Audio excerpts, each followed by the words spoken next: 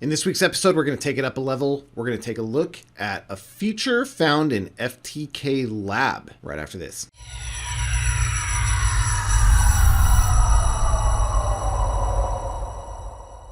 Welcome to FTK Feature Focus. I'm Justin Tolman here at Xterro.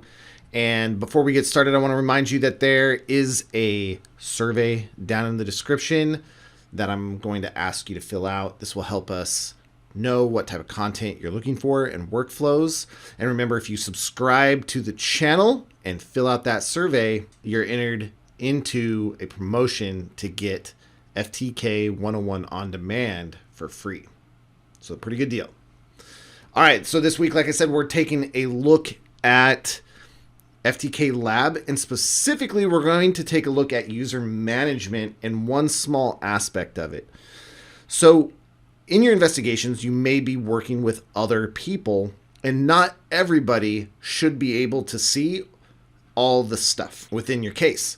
Maybe you want somebody to only look at email. Maybe you want somebody to only look at specific evidence that meets a criteria, say an Apple device. And we'll take a look at both of those in this video. So the first step is to log in as an administrator, have some cases created. We have that here. At that point, we can select our case, right click on that, and we can assign users and groups. You can see here that we have various users, but I'm focusing on the restricted user. This is a case reviewer, which is a profile that's created by default within FTK. Notice this manage custom data views. If you open that up, you can create a new one, and from here you can choose a filter to apply to this custom data view.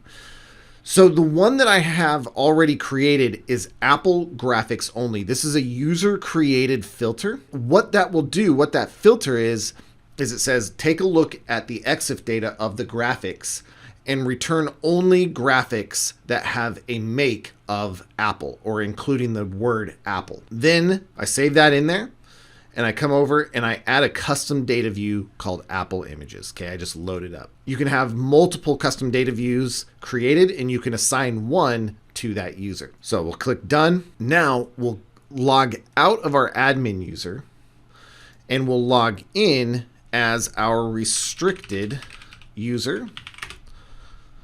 And we'll only see the cases that are assigned to that user. So if I open up main MP, which had our custom data view of Apple Images only, we'll see that there. Once the case is loaded up, we'll go over to the overview tab just to see the case statistics. We only have 2,392 files. If we come down in, when we expand that, we have 2,392 graphic files, which makes sense because we have a custom data view.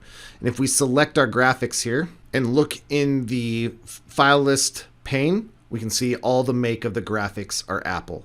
So that's the only thing that this user has the ability to see is anything that applies to that filter or custom data view in this case. You can create as many users as you want and assign these custom data views to those different users. So you can have someone working on graphics, somebody in email, documents. You can get creative with your filters so that, let's say you wanted to write a filter that filtered URLs to Google Maps where the person used walking navigation. Why you would do that? Probably not, but you could. And when that user logged in, that is the only thing that they would see. Let's take a look at another example with email files and attachments. We'll use that filter on a custom data view and show how that looks in FTK Lab. Okay, so we're with the same user, but in a different case. And in this case, we have a different data view, email and attachments.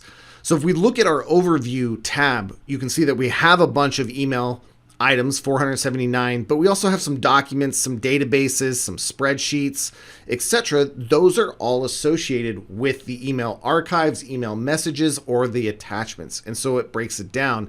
The user can come over to the email tab and work it there, just as you would in a normal case. So again, the custom data views are assigned to the case and the user, and you can have different data views for the same user on different cases. One cool application of this is if you have multiple investigators working a case and they're collecting data from different places, you can actually load all those different data sets into the same case, of course, into FTK Lab, and then assign reviewers to their own data if you wanted them to go through it so that they're not overwhelmed by the large amount of data that's loaded in.